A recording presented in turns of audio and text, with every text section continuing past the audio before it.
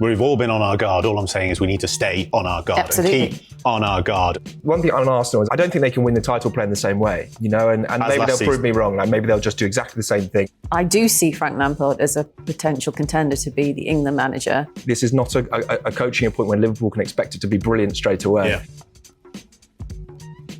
Hello and welcome to The Game, football podcast from The Times and Sunday Times. FIFA's plan to sell the World Cup has been scrapped. But what now for their under pressure president, Gianni Infantino? On today's show, we'll be discussing the latest on the biggest story of the year. We'll also hear about Real Madrid's busy summer and begin our Premier League preview by picking the teams which are exciting, intriguing and worrying. I'm Tom Clarke, and joining me today we have the senior sports writer and Sunday Times columnist Alyson Rudd, the football reporter who covers clubs in the south of England with a focus on Tottenham, it's Tom Allnutt, and the former Millwall, Chelsea and Marseille striker, Tony Cascarino. Team, we're back! We will not stop podding. It doesn't matter. Who needs Gregor Robertson? Who cares if he's on holiday? We're still here. And Alyson and Tom, what a treat it is to be back in this studio just a couple of days on from debating the end of football.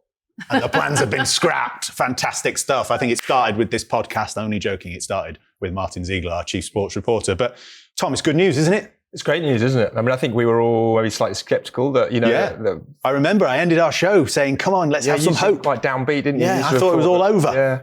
But I think we sort of said that the way out, in a way, was for UEFA's, all the countries to pull together, that the main nations in UEFA, and as a bloc, very powerful. You can't have a World Cup without England and France and Spain. And I think that letter, that union of those countries coming together last week was the starting gun, I think, on what we've seen since, and it was a bad plan, it was a bad plan. And I think ultimately we all have a sort of a very kind of cynical view, I think, of where football is kind of going. But it's kind of heartening, I think, to see that when there is something as bad as this, that still the main stakeholders in the game will react and put it right. It's quite striking as well, the people within FIFA who were reacting against this, weren't they? His chief operating officers and his advisors, as I discussed with Martin Ziegler on a special show on Friday. It really was just a shambolically put together plan. Never mind the fact that the world of football didn't like it and wasn't on board with it. Even the people within FIFA. Tony, you've played at World Cups. Relieved to hear once these plans were scrapped? Well, I was so shocked on Tuesday when it came out. By Friday, it felt like it was dead in the water so quickly. Yeah. And you think, did you not ask certain people what their vote? Even though, look, I have a real issue sometimes with federations, how they represent themselves. And I do look at football sometimes and think, do they really read the room well? And it was a clear case of no. Yeah. And expanding the World Cup was one thing, but taking it to a new direction. It was interesting because you meant UEFA, but also the Asian vote went pretty quickly against FIFA as well. I don't, because it's so like politics, we don't mix politics and sport. Well, the last World Cup feels it was the most political, even though I had to remind myself that many years ago, there was loads of political World Cups. Yeah. And we're here now. I mean, the next step is, does he survive? Yeah. That's the only question left. Yeah, absolutely. On the Times website now, the English FA is to write to Gianni Infantino withdrawing its letter of support for his re-election as FIFA president. That follows UEFA doing a similar thing, saying they no longer have faith in Infantino. Someone who said that long before anyone else was Alyson Rudd, the senior sports writer and Sunday Times columnist. You've taken down Gianni several times in the past couple of days, Alyson. But it's true. Part of what is so compelling a case for him to no longer be FIFA president is those within FIFA who said this plan is a shambles, isn't it? Yeah, I mean, people who've worked very closely with him, really really with him. Yeah, we're talking senior advisors. Came out and said this was just the most ridiculous plan. The cynic in me feels like a part of their criticism of Infantino is that they were kept in the dark. And you kind of think it'd be interesting if you could go back in time and Infantino had included more of his colleagues in his plan. It seemed very misjudged from Infantino's point of view to be quite so secretive. It's like he only cared about the investors in the World Cup, not the backdrop to it. So he was very foolish. But yes, given the invective that has been levelled against him from people who work with him very closely, know him very well, have not stood up for him. It's almost bizarre that he hasn't resigned yet. The only way you can scramble any vestige of self-respect going forward, so that when we talk about him in 10, 20 years' time, would be if he resigned now with a letter just apologising for an gross error of misjudgment, and he wishes his successor well. But it feels like he's going to cling on, because there are member associations who like what he's done. When you talk about expanding the World Cup, Tony, that's good for those nations who wouldn't normally get that. Yeah, they like that. And they've liked his support since he was appointed in 2016. They've liked the fact he has reached out to the smaller nations, particularly in Africa and Asia, and given them hope that they can be involved in the World Cup, which you could argue it's a bit of a closed shop. The greatest show on earth, it's a bit of a closed shop. So saying let's expand it and so on, that has resonated with some FAs across the globe. And I think, he's probably hearing what he wants to hear, and he can hear that some people still quite like his approach to how you run the world game. But overall, he's the Cruella de Vil of football, isn't he? And as unloved as it's possible to be by the vast majority, he really, he has to fall on his sword. I mean, Alyson says foolish about, not including other officials, but I think it is, as well as just kind of plain arrogance, right? It just sort of strikes of a man, I think, who in the last couple of years has just drunk all of his own Kool-Aid, right? Like, he spent a lot of time rubbing shoulders with Trump, with, Vladimir Putin, like with, some of the biggest kind of, people in the world, celebrities, Cristiano Ronaldo, hanging out at the White House. I think he just sort of has lost all sight of actually what his role is, which is to represent the game, which is to be the figurehead, yes, of a very important governing body. But that is it. It's not the Infantino show. And we saw so much of that during the World Cup that he felt it was his own show, and it's not. Yeah. See, there's some respects, there's other things that, even little things that happened along the way. When Ronaldo got sent off in Ireland and had a 2-match ban, he was allowed to come back and play in the World Cup, and we saw it with Balogun as well, where he wasn't allowed to play and then suddenly plays again. There was things that were irritating certain members. Where are we going with? It feels like one rule for one and completely different for others. It's a real tough one and as Alyson alluded to, what happens here is I think it'll go slow now. It was really fast from Tuesday to Friday, and where we are today, I think it'll be a slow thing, especially if he doesn't step down, because the type of character we're talking about, he's going to think, I know we've talked about mixing with Trump, but he might think he's a Trump-like figure of going, well, I can win them over again, whatever I do. Yeah, really interesting. Remember to clip that up when I'm joining you again at the break for an update that Gianni Infantino has gone, which is what happened on last Thursday's show, and with a special with Martin Ziegler on Friday. Just to update you, the latest on the Times website now, UEFA has sent Infantino a legal letter from its United States-based lawyers warning it is considering legal action and warning all documents and information related to the plan must be preserved.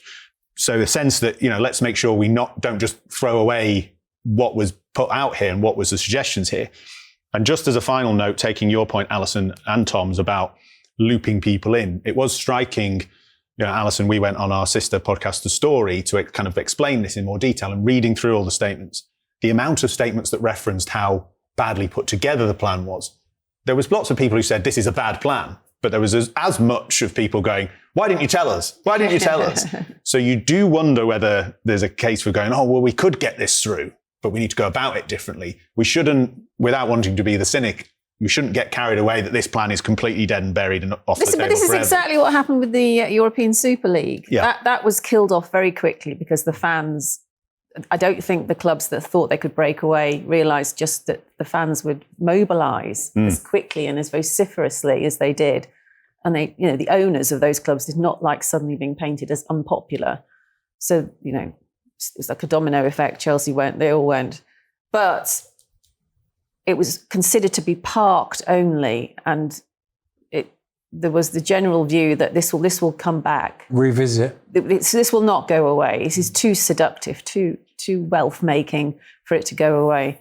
I just think you're right, Tom, that because there's money involved, and a great deal of money involved, there will be people, even those very people who've said disgraceful behaviour from Infantino, might, on some level in their body, be thinking, but there is a lot of money to be made here. Well, the Super League didn't go away. I mean, it stayed where it was quite literally. The clubs sort of pulled out one by one, but, Barca and Madrid were in it for a long time. Yeah. And I think that it just kind of came back in a slightly different, watered down form, which is what we see now in the Champions League, where you have more games. The bigger teams are playing against each other more often. And UEFA sort of saw that this was what a lot of people wanted, even if the original idea was put together badly, and communicated badly.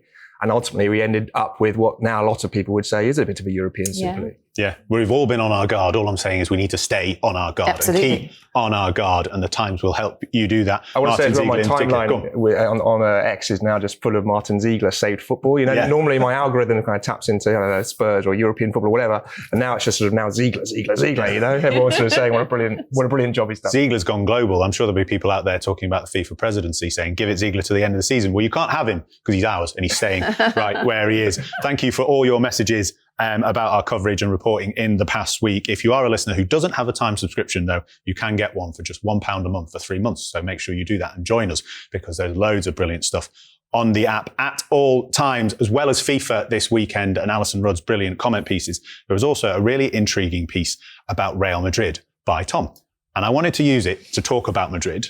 Firstly, by talking about your piece, Tom, and then talking about Madrid and the consistent allure that they seem to have, which fascinates me in the modern game. But firstly, tell us a little bit about your piece that you wrote for the Sunday Times this weekend. Yeah, I wrote about Bellingham and Mourinho, basically, whether this is going to be a match made in heaven or a match made in hell. You know, I get two, very demanding, very sort of dominant, confident, and confrontational personalities. And whether or not this is going to kind of bring the best out of each other, or whether it's not. And I think it's going to be fascinating to see. And I sort of look back over Mourinho's career and talk to some people around both, and thought there are sort of from both sides. Like you can sort of see how Mourinho, I think, in his career has really loved players like Bellingham, who sort of share his kind of elite mindset, who will basically go into battle with him and go all the way.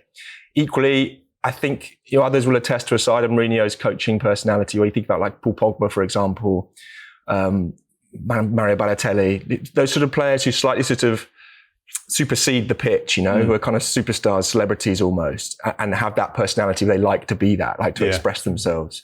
And I think there is a part of Mourinho that is suspicious of those players, maybe even kind of slightly resents it. He likes to be the focal point, the center of attention. He doesn't like his players to sort of go too much into that, too much noise. I think Pogba always said he said in a podcast, I think with Rio Ferdinand, where he kind of said that part of the problem was that I think for both of us, that whenever Mourinho was asked questions, it was always Paul. And whenever Pogba was asked questions, it was always Jose, and they both kind of got tired of that, and I guess you could sort of think that might be a problem with Bellingham. But I do think that, you look at some of the players that Mourinho has done brilliantly with, clearly Lampard, Schneider, Mesut Ozil, those kind of attacking midfield spots. I saw a clip of Cesc Fabregas talking about Mourinho, and this is a guy who was made by Arsene Wenger, but he said, when Mourinho was at Chelsea, he made me like, I have to join Chelsea. And used to text him every night before a big game saying, you're going to dictate tomorrow's game. You're going to play the game. And he made me feel 10 feet tall. He made me feel so amazing. So you're right. It's those players did love him, didn't they? I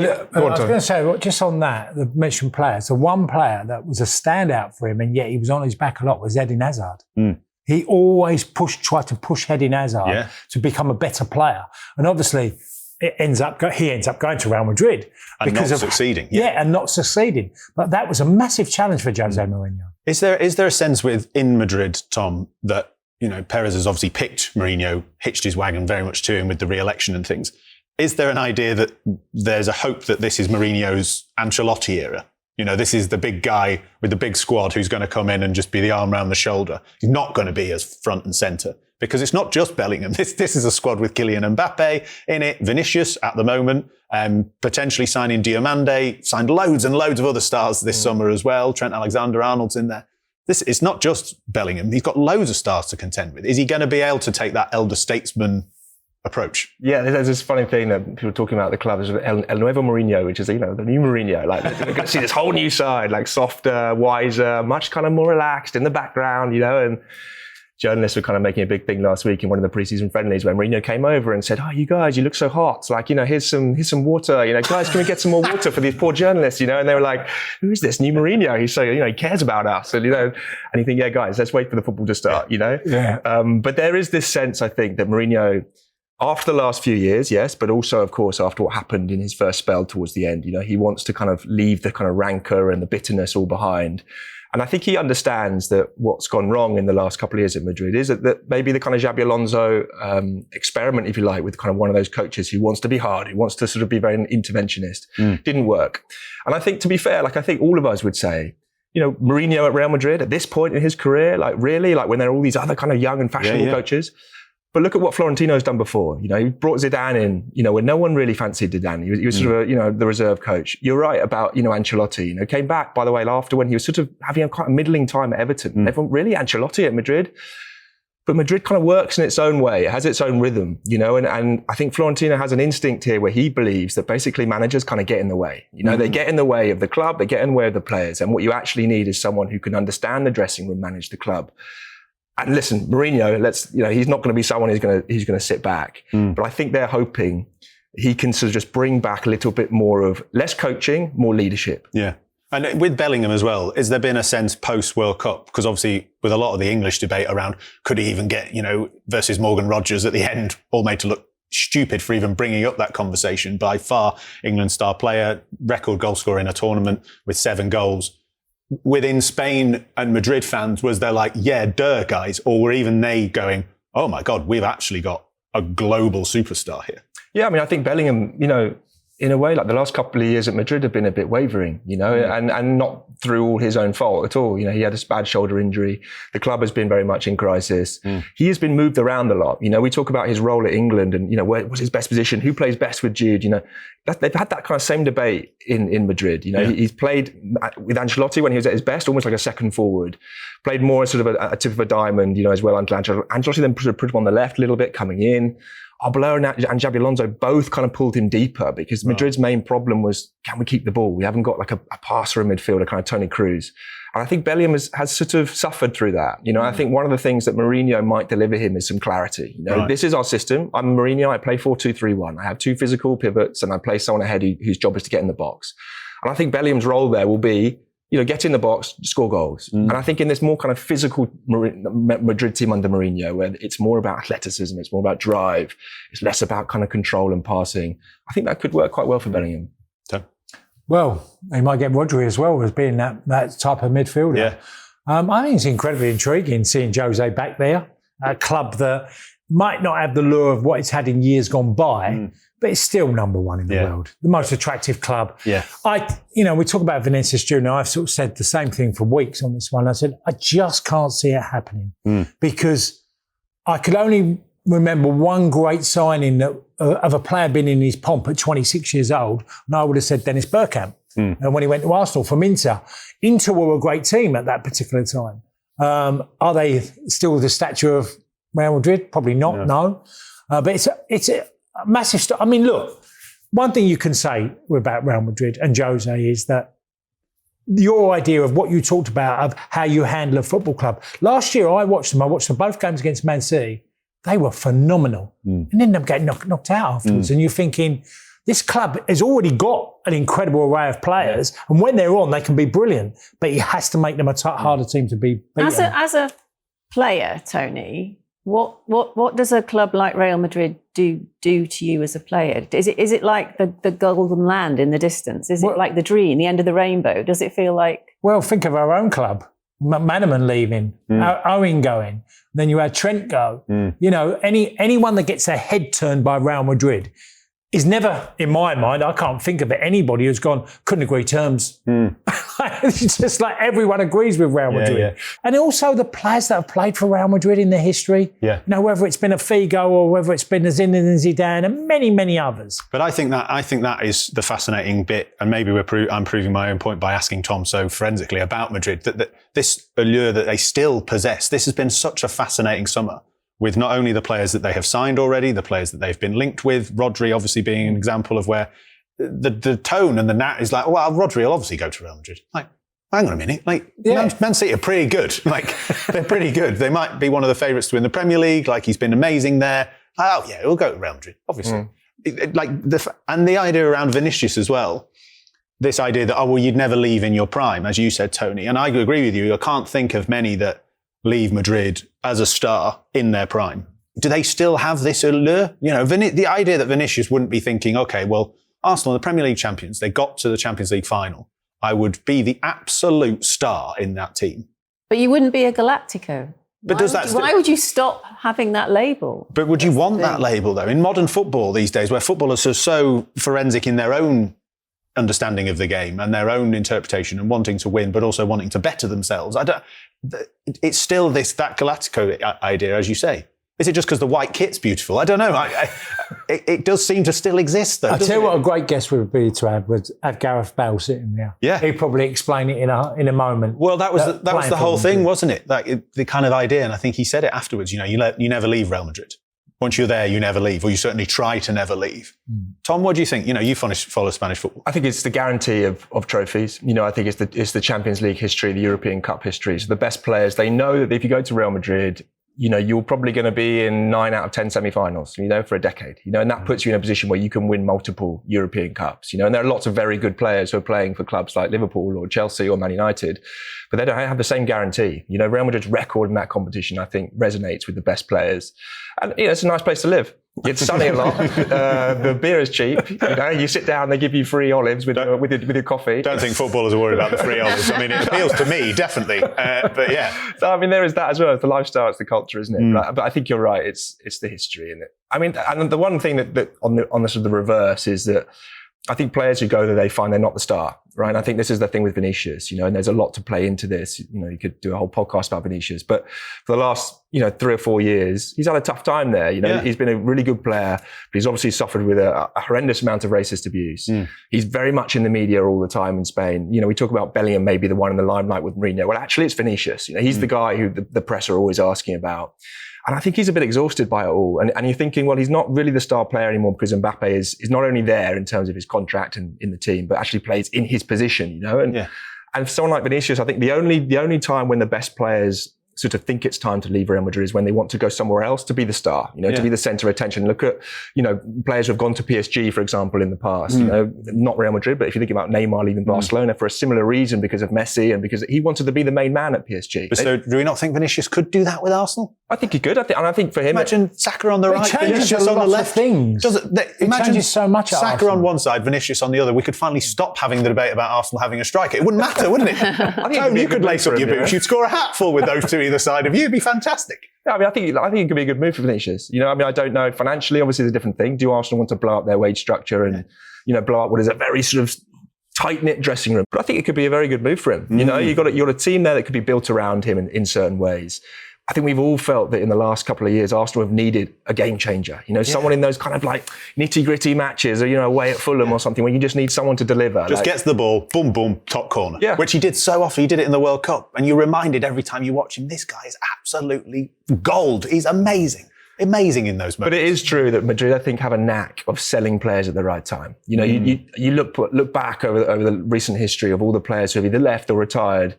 They tend to know when they've had their moment there, and do they go somewhere else and make them look silly? Not that often, and that's what I want. That's what I want. That's what I want from this. That's what I want. I want Vinícius in the Premier League, and I want him to make Real Madrid look very silly. Yeah. If you've got thoughts, maybe you're an Arsenal fan who just wants to plead with Vinícius, do get in touch with me, tom.clarke@thetime.co.uk.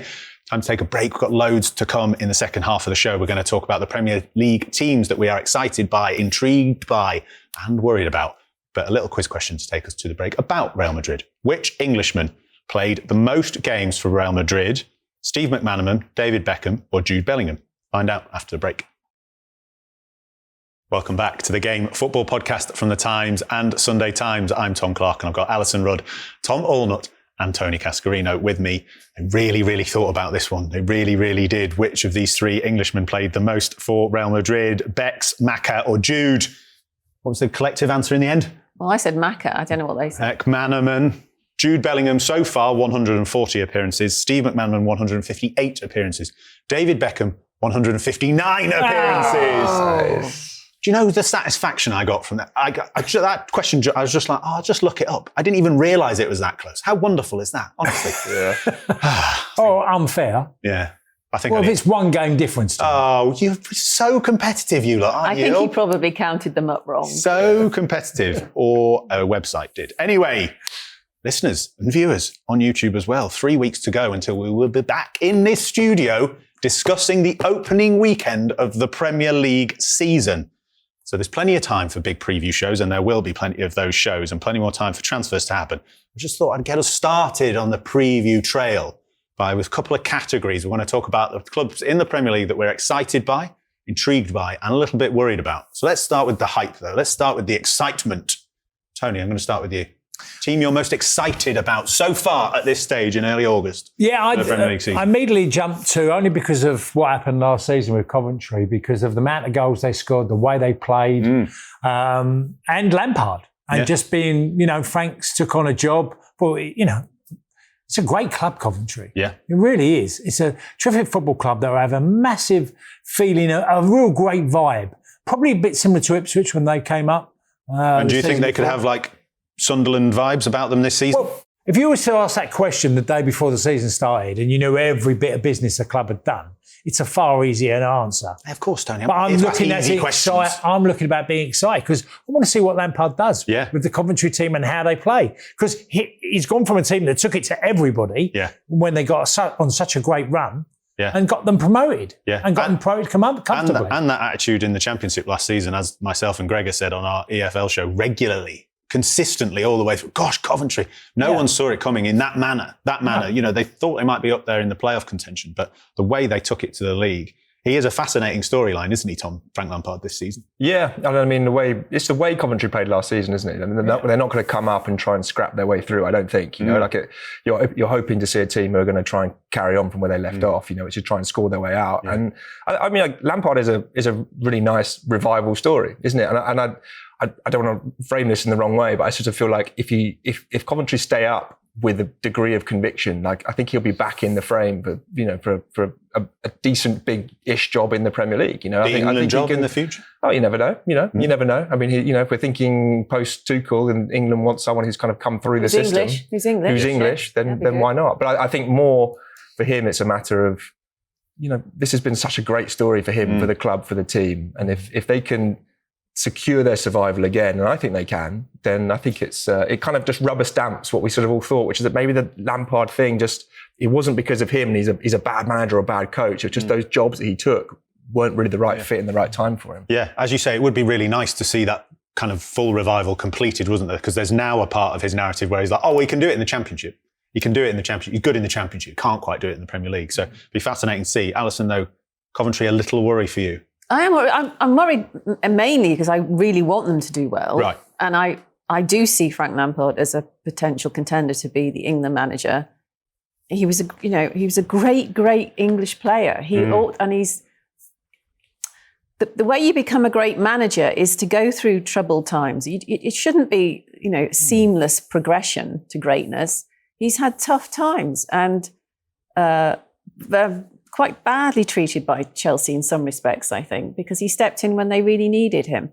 And I remember being at a lot of press conferences with Frank Lampard when he was at Chelsea and being really impressed with how he handled various issues there. So I want him to do well. But the problem is you're a newly promoted club and they want to be like Brentford. They don't want to do what Sunderland did and spend lots of dosh, lots and lots of new players. There's no churn there at Coventry, which is possibly commendable to stick with what you've got. But Brentford they're not a model you can just copy just like that. No. They had a lot of practice, Brentford, in the Championship at building their model, getting it to where they wanted it to be. Some people call it Moneyball, just for shorthand. But we all know how they scout well, use AI, use algorithms as well as traditional scouting methods, and when they sell players, they sell them at massive profits. Coventry, I think, want to do that, not the Sunderland approach, but you kind of think, the Sunderland approach was very successful. You can't just become Brentford because you fancy becoming Brentford.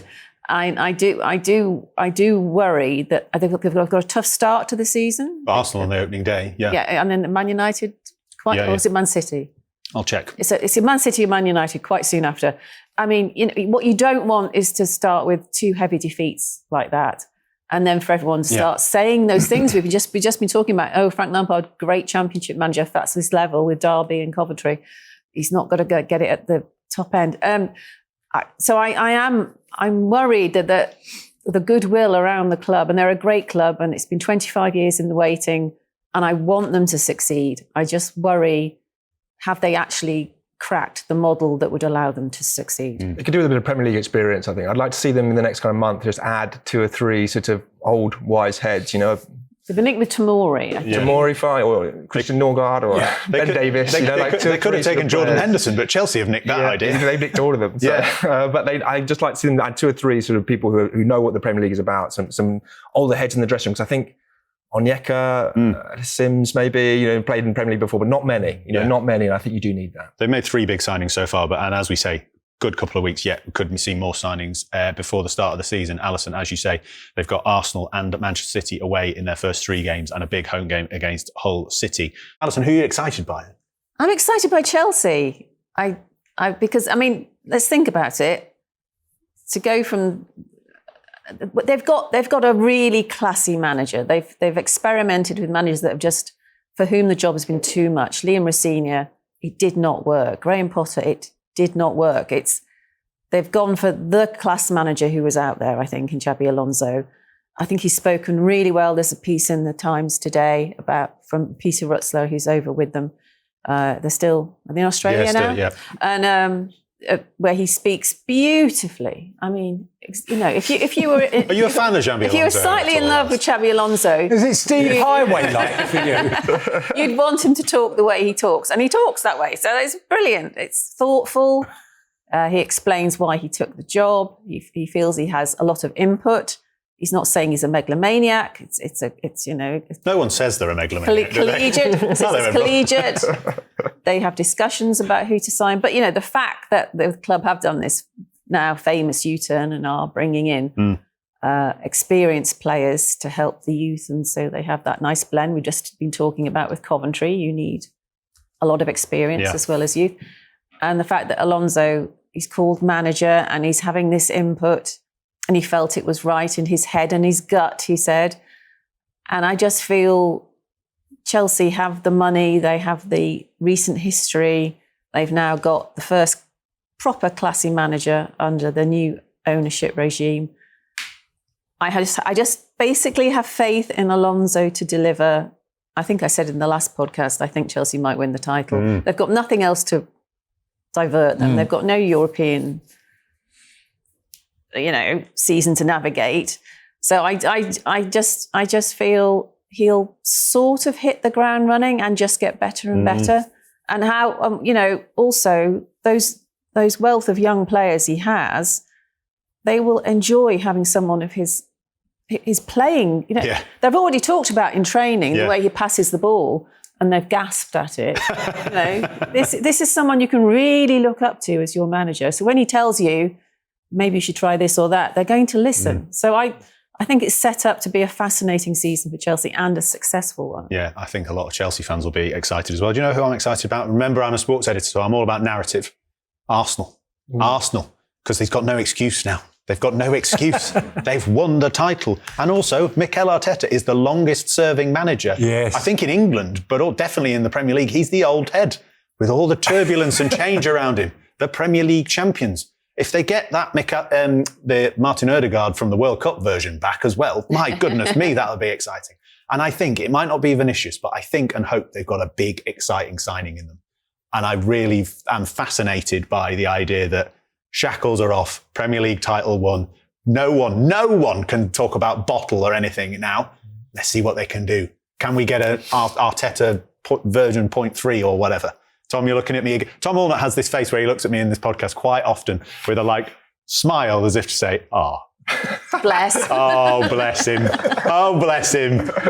He's got no idea.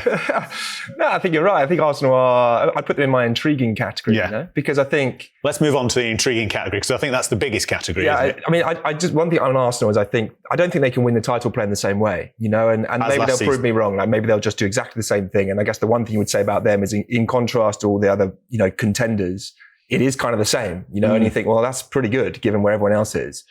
But I just wonder, can they play the same style, you know, the way they won last season? I think other teams are starting to, you know, kind of work it out. The form wasn't the best, you know, from February. The performances weren't particularly convincing.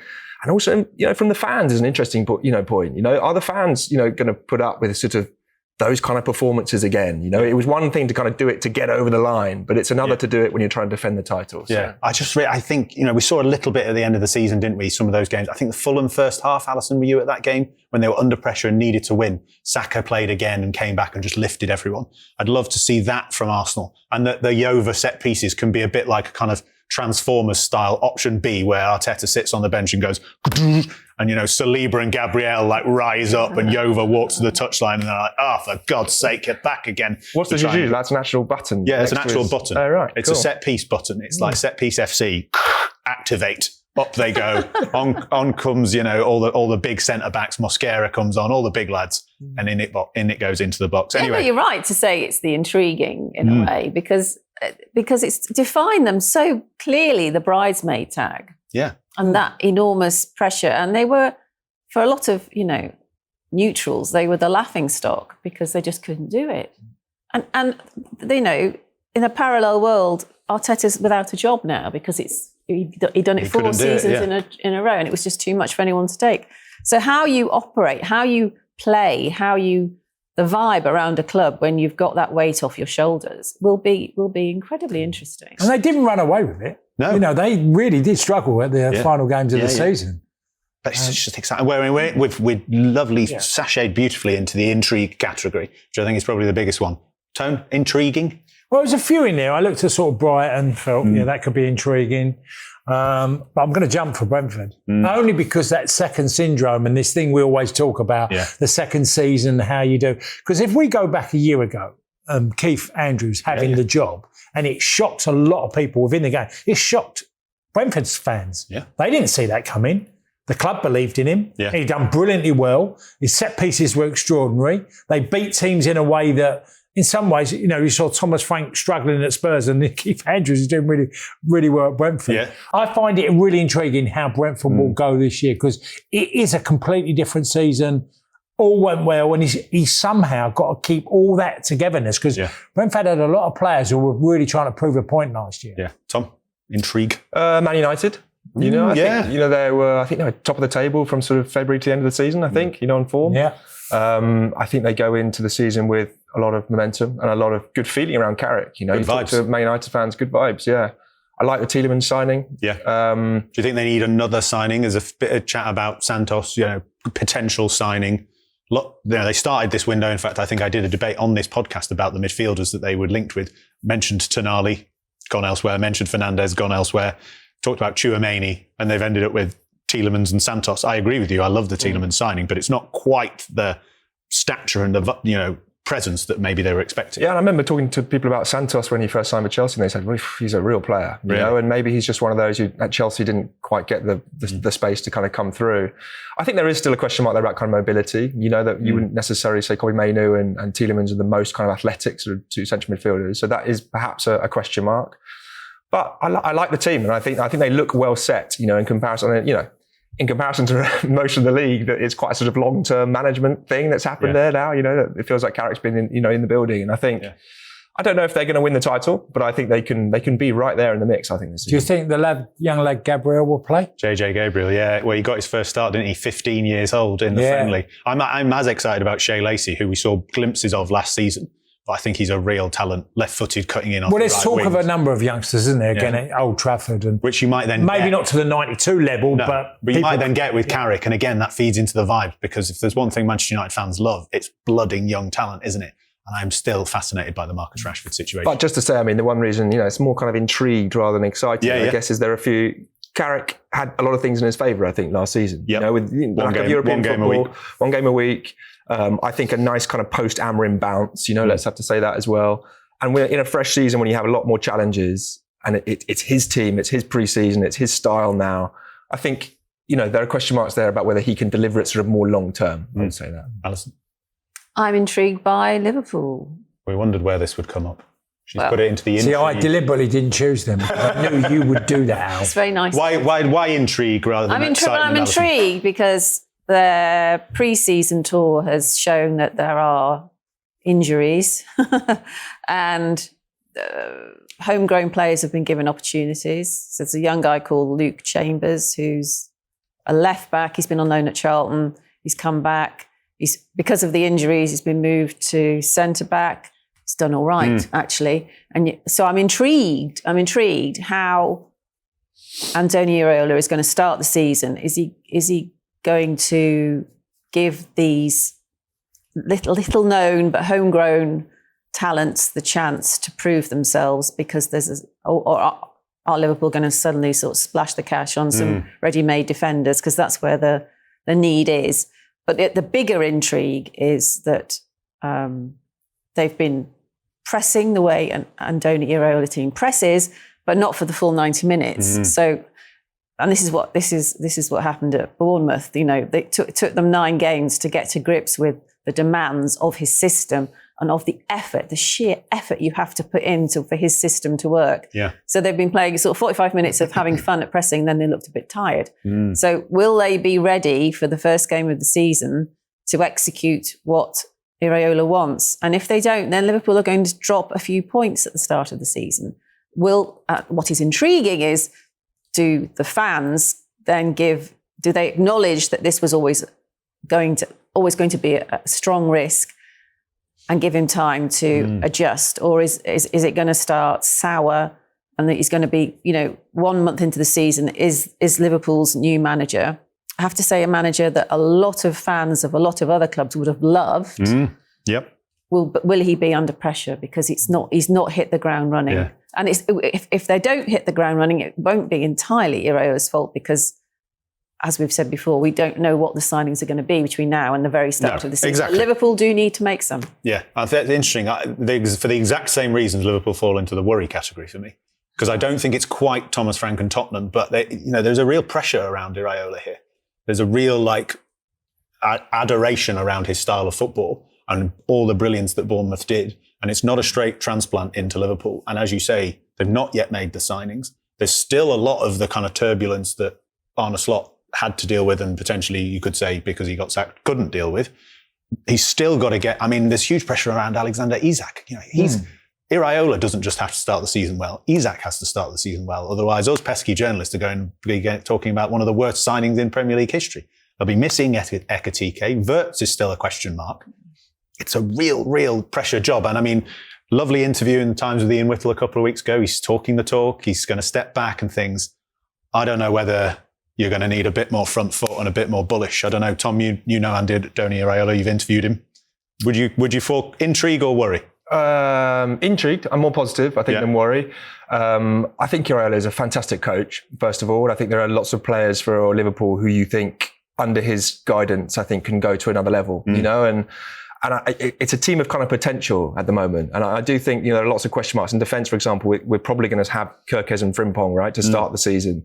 You've got a new centre-back with Van Dijk at the back as well, Xhaka, there's a lot of sort of new things that have to be done here. It's a cliche, but he needs time. I think more than ever, this is not a coaching appointment when Liverpool can expect it to be brilliant straight away. Yeah. They have to understand that the way Iraola works, bringing through players, a specific style of play. He's also not the kind of manager, and I think this is the one thing I wonder with a kind of Frank comparison, and for Liverpool, Iraola is not the kind of guy who's going to come in and dominate a press conference. He's not going to give you loads of brilliant lines. He's not the kind of guy who's going to have this sort of charisma and aura straight away. Yeah. He's going to be a slow burn, slightly more of a sort of Unai Emery almost kind of thing where, wow, we love having this guy because he's a genius. Yeah. But don't expect him to come in and sort of be a massive figure. He wants to coach. So let him coach. Yeah. Give him the time to do that. Really, really interesting. I should say, to Tony's point about some of those other teams, there's probably a whole category, isn't there, around Brentford of can they do it again? Yeah. Aston Villa and Unai Emery, Bournemouth with Marco Rosa, we're going to be talking about him in 6 months' time as, oh my gosh, what a manager, what a guy.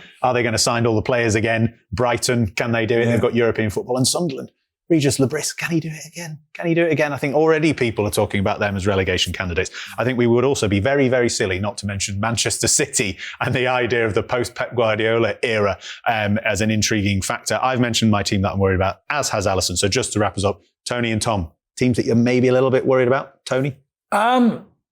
I say worried about. I don't think they're going to be relegation. Obviously, it's Aston Villa. You are worried. Well, I am concerned about, obviously losing Morgan Rogers was a big one. Yeah. He scored some big goals last year for Aston Villa and got them a lot of points return in the Premier League. Yeah. I thought that was a big loss. Garnacho's come in. I'm not sure with Garnacho. I've seen him on his good days. I've seen him on his bad days. And he's a very hit and miss player. Tom had mentioned, obviously, Tielemans as well, leaving. Another experienced player going out the door. Manzambi, who I watched in the World Cup, he's played less than 50 games in his career. He's only a 20-year-old, 20, but he's played less than 50 games. So that's got to work for Villa. European football, Champions League football, it's going to be a big ask on their squad. So I just think it'll be a much tougher year for Aston Villa. I don't see them being a top 6 team next year. Yeah, interesting. Tom, just to wrap us up. Newcastle lost all their players, lost their manager, lost their feel-good vibes. You know, what's the good stuff? You know, at the moment, you know, they need to have a good month, I think, going into the season. And similarly, I worry a bit about Fulham. You know, I think coming off the back of a manager who's been very good, very stable, I think we'll probably say was underestimated, underrated. You know, in a few months' time. They've lost Wilson, lost Raul Jimenez as well. You know, it's 2 players. I don't know, I saw something like that's 30-40% of their goals last season. That's hard to replace in the middle of the Premier League. Let's see. I mean, Arbeloa is well thought of. You know, he's a smart coach. Maybe bring in some younger players. There might be sort of a bit of a refreshing kind of feel. But I question mark there for me. It's a project, again, of what we talk about other models from Brighton to Bournemouth. Yeah. It's that project again, bringing in a couple of young players from Real Madrid. You know, we're the nice guys of football journalism, though. Projects and times doesn't exist in 2026, guys. We'll see whether it actually applies to the fans in the Premier League. Certainly not in the middle of the table, you know, because where's your floor? Like for Liverpool, you know, with Iraola, you might hope, okay, if it's a transition season, it might be 5th, it might be 4th, whatever. For Fulham, a transition season could see them, you know, finishing last. Yeah. Let's be honest, like that can happen. So I mean, I think it's a really difficult job to come in and do. You mentioned Harry Wilson as well. Leeds United, very intrigued by their summer business. There's loads more still to come, and there's loads and loads of weeks for things to change and happen. So do get in touch with me about the teams you're excited, intrigued, and worried by. tom.clarke@thetimes.co.uk. But we will leave it there. Tony Cascarino, Tom Allnutt, and Alyson Rudd, thank you very much for joining me. Thank you too for listening. We'll be back on Thursday. We'll see you then.